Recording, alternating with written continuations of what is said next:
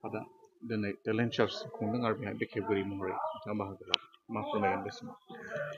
आङो सिगांग्रो खाग्राबारि डक्टर दुलाराय बर' फरायसाफोरखौ आङो साबायखर बावगोन खारन बिथांमोना खोब नाजानायनि गेजेरजों उदालगुरि जिल्ला दुलाराय बर' फरायसा आफादनि खावलायनाय बायदियै जे दिनै बिथांमोना ब्रैथि जि रोंगौथि सायख' आनजाद जोंनि खाग्राबारि डक्टर दुलाराय बर' फरायसा आफादनि सिङाव थानाय जिखिनि गुदि फरायसालिफोर दङ बिनि थाखो 3, थाखो 4, थाखो 5 गासै मोनथाम क्लासनि फरायसाफोरखौ लानानै दिनै खोब मोनसे मेहेरगोनां भाबै बिथांमोना जि टेलेन्ट सार्च बे एग्जामखौ दिनै खुंफुंदों आरो बेवहाय आङो उदालगुरि जिल्ला दुलाराय बर' फरायसा आफादनि जानानै आङो बिथांमोननि जि टेलेन्ट सार्च जि खुंनाय जि हाबाफारि आं बेवहाय बाहागो लादों। आङो दिनै बाहागो लानानै आङो बेखौनो दिनै गोजोननाय फोरमायगोन जे बिथांमोना जि मोनसे जोंनि फरायसाफोरखौ लानानै जि मोनसे थुलुंगाखां बा आथिखालाव जोङो बयबो मिन्थियो जे सासे फरायसाया जुदि दिनैनि समाव जुदि जोङो गोरों जानांगौब्ला जुदि जोङो सासे फरायसाया जुदि फैबाय थानाय समाव जुदि जोङो मोजां भाबै जुदि गोजौ सोलोंथाइ जुदि लानांगौब्ला जोंनो उन्दैनिफ्रायनो जोंनि जि मोनसे गुन गोनां जि मोनसे सोलोंथाइ जों बेखौ होनो हानांगोन खारन नैबे जि मोनसे टेलेन्ट सार्च जि खुंनाय बेबो मोनसे गुन गोनां सोलोंथाइनिनो मोनसे बाहागो खारन आथिखालाव जोङो बयबो मिन्थियो जे आथिखालनि जि कम्पिटिटिभ एग्जामफोर बे एग्जामफोराव जुदि जोङो बाहागो लानांगौब्ला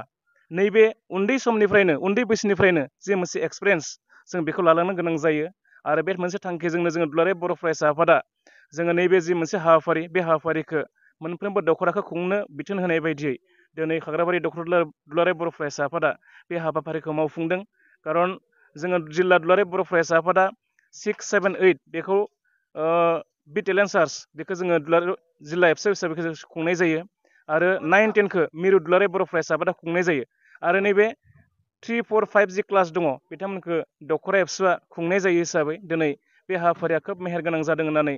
आङो सानदों आरो बे लेखायैनो बे खुंफुंनायनि थाखाय आङो खाग्राबारि डक्टर दुलाराय बर' फरायसा आफादनिसिम आङो साबायखर बावदों। ब्रैथि टेलेन्ट सार्चआ बबे मिरु खाग्राबारि हिसाबै खुलुमबाय। दिनै जोङो जिल्ला एबसुनि उदालगुरि जिल्ला एबसुनि बिथोन बायदि जि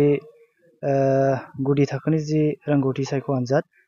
अदेबा जोंहा दख'रा एबसु हिसाबै ब्रैथि रोंगौथि सायख' आनजाद बेखौ जोङो दिनै लानाय जादों आरो जोङो मोनब्रै मिरुआव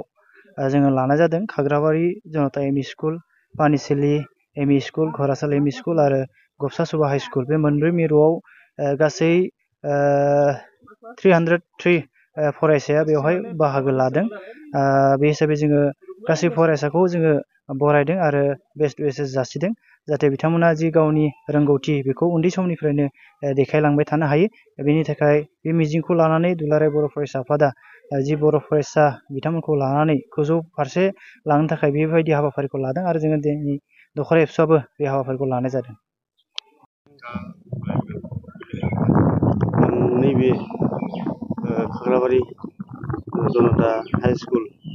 बे स्कुलाव फैनाय जादों। फैनाया बेनो जाहोना जोंनि खाग्राबारि दख'रा दुलाराय बर' फरायसाया जे रोंगौथि सायख' आनजाद बेखौ बिथांमोनहा खुंबाय थादों। दिनै खुंगाब्रै जाबाय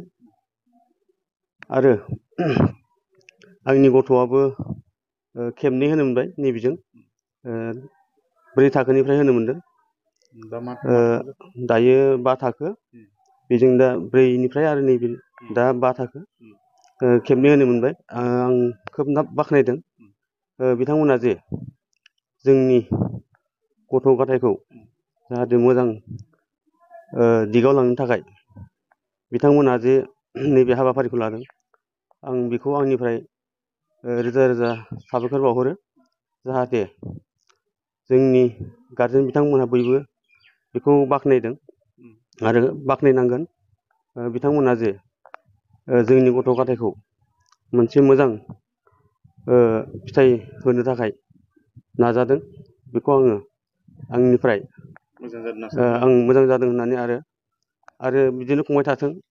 बेखौ आंनिफ्राय मिजिंथिनानै आं बेखिनिखौ बुंनानै दोनथ'बाय।